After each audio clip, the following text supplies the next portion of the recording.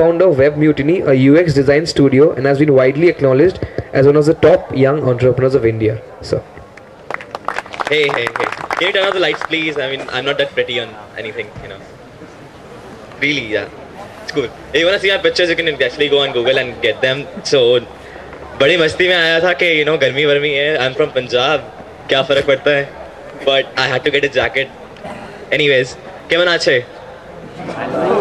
केमन आछो? Sorry, man. I don't even know Bengali. Sorry, it just turns out bad.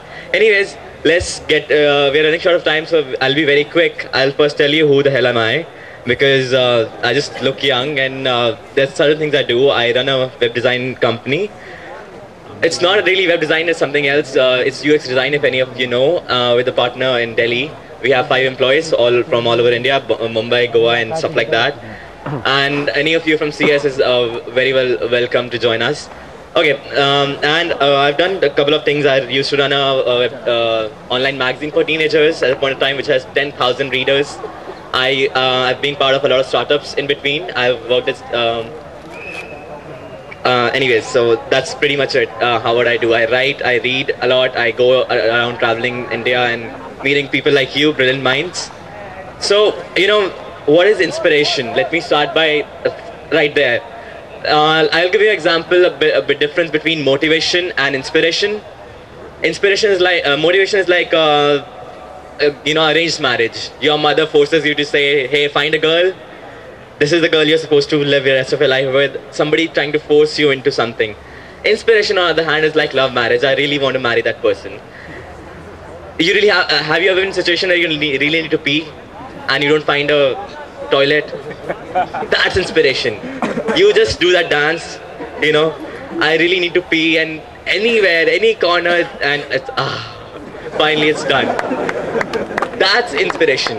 It does not let you live. It won't let you rest till you call for it. That's inspiration. And when that inspiration strikes, it never lets you sleep. Anyways, so, you know, you guys are engineers. Most of my friends are engineers. I'm not an engineer. I'm a college dropout. I dropped out, for my sake of my education and career, I dropped out of college in second year. Because education and, you know, career are important things, so I had to drop out. And I was in arts college. They used to teach fine arts. And one day I go to my professor to show her something, and she takes off her glasses and says, what is this? I tell her it's a French style illustration. This is how it's done. She goes like, examiner will not understand this. Don't be too artistic. In arts college, I'm being told, don't be too artistic. That's the moment I decided, that's it for me. I love art too much to continue in arts college. Engineers, again.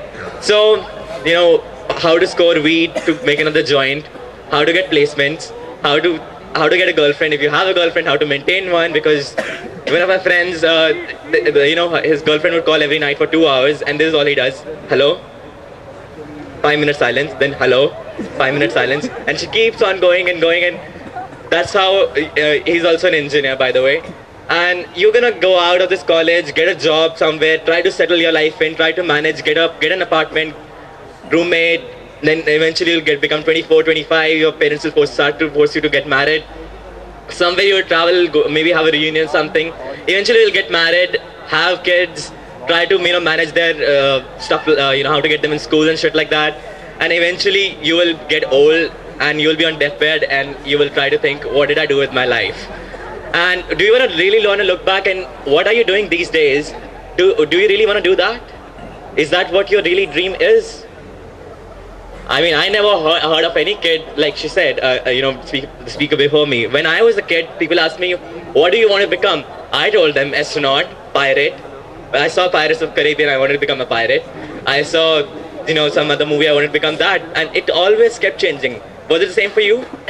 Did it always change every 5 minutes? I want to become something else.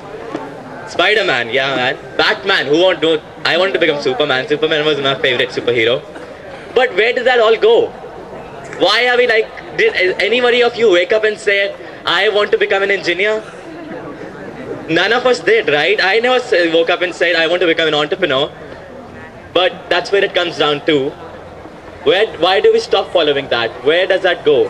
If you are not living what you really dreamt of, if you're not living the life of your dreams, why are you living it? Let me tell you a Zen story.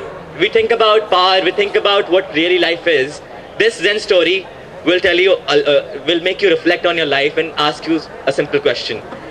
You know what Zen monks are? Buddhism, Zen monks. So this guy goes to a Zen monk and says, "Hey dude, I know another Zen monk, and he's kind of cool. He performs magic. What he does is stands on one side of the river, puts a canvas on the other side of the river, another bank of the river, the opposite bank, and paints across the river. Now, I've heard that you perform miracles as well, so I'm kind of going to decide after listening to you which one of you is better.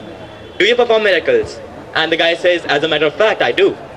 I sleep when I want, I eat when I want, I walk when I want, I wake up when I want, I do whatever I want."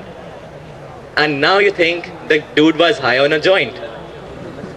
He wasn't. What life and power is about? Can you do that? Can you wake up when you want to? How many of us wake up because we want to, not because it's 8:15 ki class and the professor will screw us if you don't go there, attendance. How many of us sleep when you want to and not because, okay, in hostel you sleep when you want to, but anyways. How many of you are doing what you are doing because you want to, not because somebody else forced it down your throat? Look at it, that is power. My dream was to become a guy who will do whatever the fuck he wants to whenever he wants to. So that's where it comes down to. That's personal power. That's where every inspiration strikes.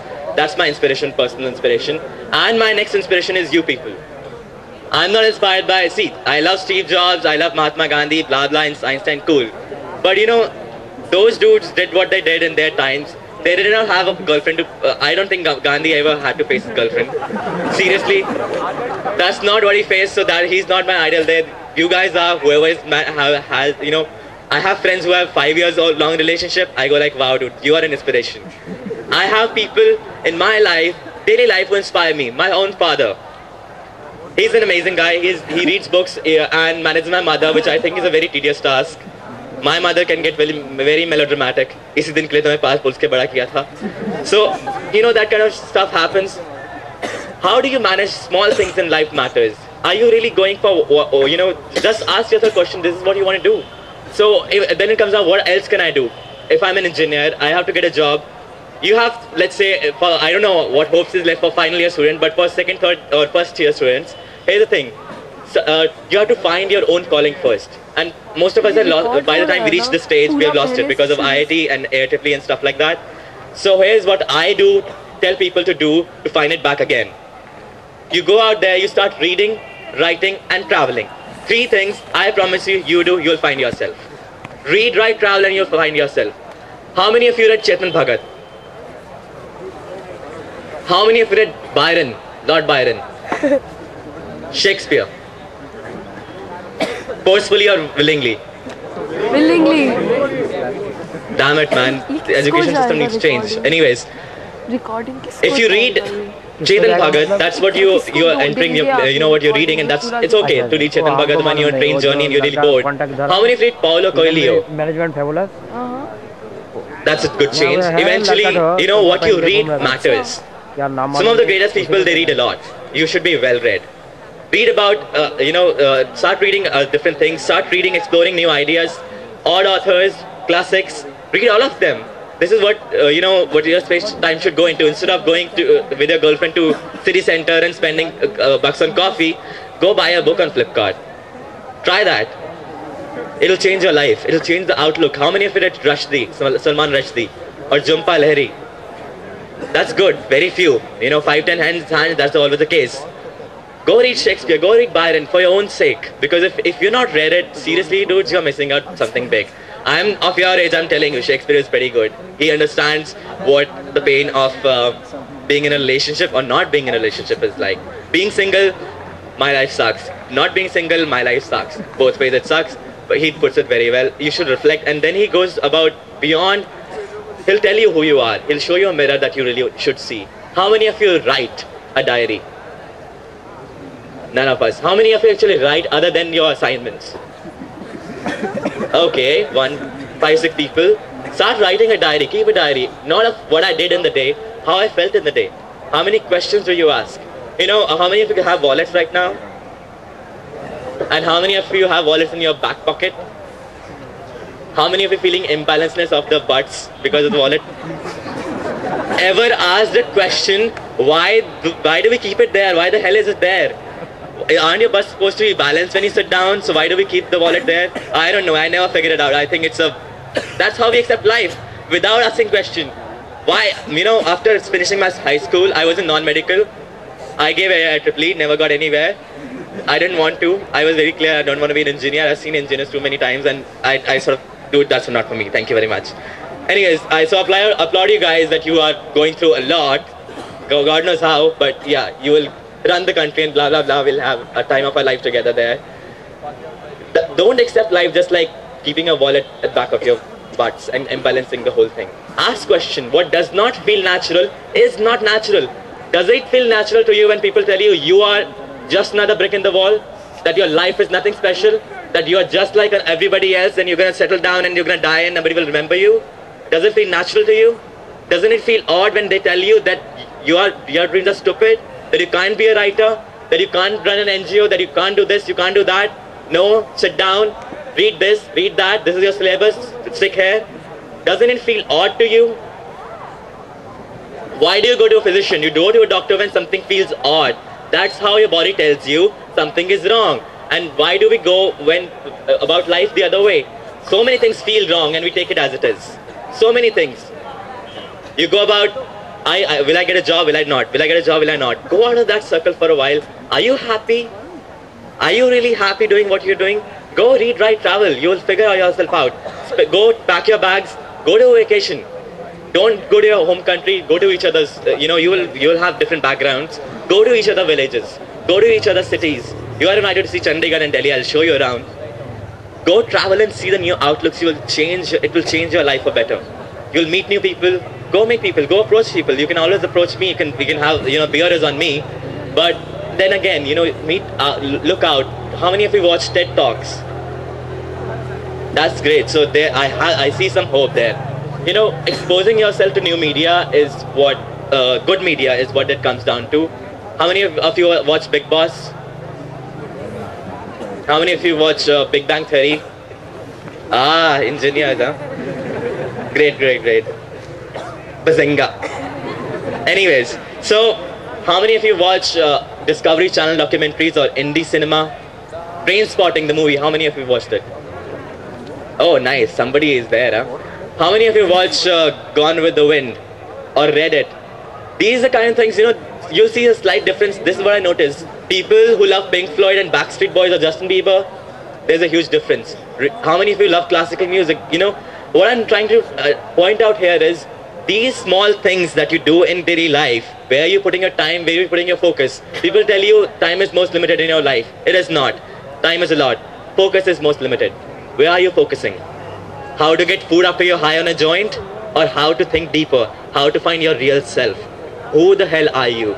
I told you who the hell am I. I know where I'm coming from. I might know where I'm going.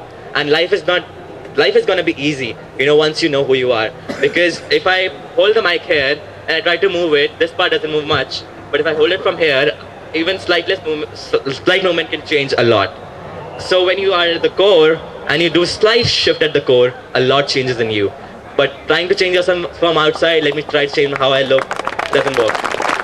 That's it from my side. If you have any questions, let's take it offline. I'll be available here.